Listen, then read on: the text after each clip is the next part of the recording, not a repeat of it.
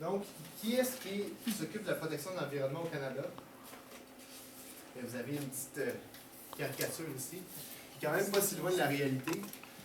Donc, à gauche, je pense que c'est Stephen Harper, je peux dire, il est clos, mais on voit son nez et sa coupe de cheveux. On lui demande si la protection de l'environnement, c'est une compétence provinciale ou fédérale. Là, tout va bien, la navigation, sur le cours d'eau, le cours d'eau navigable, c'est une compétence qui est fédérale. Mais là, à droite, catastrophe, là, c'est rendu une compétence provinciale.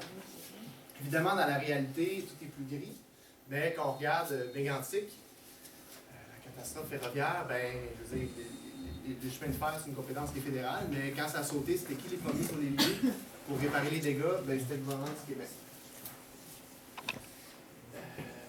Puis, c'est une question qui, je dirais, pas obsède, mais qui est une grande préoccupation pour les juristes.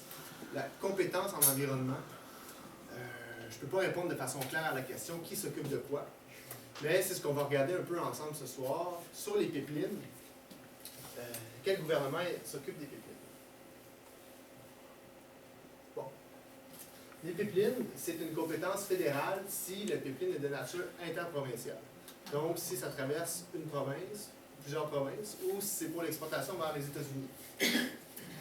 Par contre, ce n'est pas parce qu'un pipeline est interprovincial de compétence fédérale que les lois québécoises ne s'appliquent pas. C'est pas parce qu'un camion de Post Canada, qui est une compétence fédérale, roule sur les routes du Québec, qui ne peut pas se faire arrêter par la police et qui ne doit pas respecter le code de la sécurité routière, évidemment.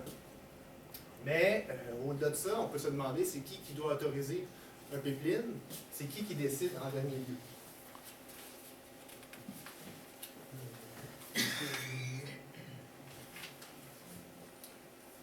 On va regarder ça ensemble, mais juste avant, parce que je vais parler du gouvernement fédéral en premier, puis de l'Office national de l'énergie, puis deuxièmement du gouvernement provincial de son application. Donc, gouvernement fédéral, ce qui est un petit peu dérangeant, c'est que les lois, vous en avez entendu parler, fédérales pour la protection de l'environnement ont été charcutées au cours des dernières années, au cours des 5 dernières années. Juste pour, j'en ai fait une petite liste. En fait, j'ai tiré d'un rapport qui a été préparé par le CQDE puis le West Coast Environmental Law, qui parle un peu de ce qui s'est fait, qu'on n'a pas toujours entendu parler pour la destruction des lois environnementales au Canada. Rapidement, la loi canadienne sur l'évaluation environnementale, qui avant avait couvrait un large spectre de projets, mais ça a été coupé pour que seulement certains projets soient soumis à l'évaluation environnementale fédérale. La loi sur les pêches. Et troisième point, qui est important, c'est qu'on a donné à l'Office national de l'énergie la surveillance de principaux projets énergétiques. Qu'avant, c'était une autre agence qui faisait l'évaluation environnementale des pipelines, l'Agence canadienne d'évaluation environnementale. Puis, on a donné cette compétence-là à l'ONE, qui n'est pas des spécialistes en protection de l'environnement, mais c'est eux qui s'occupent de faire l'évaluation environnementale des projets. Loi sur la protection des eaux navigables, protocole de Kyoto. C'est pas le but de la conférence, mais on peut en parler pendant longtemps.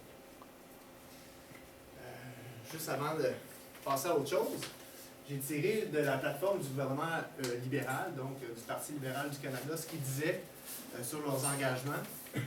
Ben, ils s'engagent à introduire de nouveaux mécanismes plus justes pour établir une surveillance rigoureuse des évaluations environnementales, puis à moderniser l'Office national de l'énergie.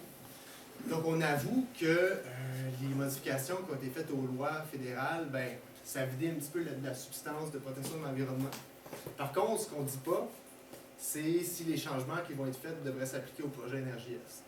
Ça, c'est vraiment le nœud de la question. C'est ça qui est vraiment important à savoir. Mais c'est vrai que j'ai des doutes. Il y a beaucoup d'hésitation au gouvernement actuellement à savoir s'ils vont vraiment mettre des bâtons dans les roues de TransCanada. Évidemment, c'est à surveiller.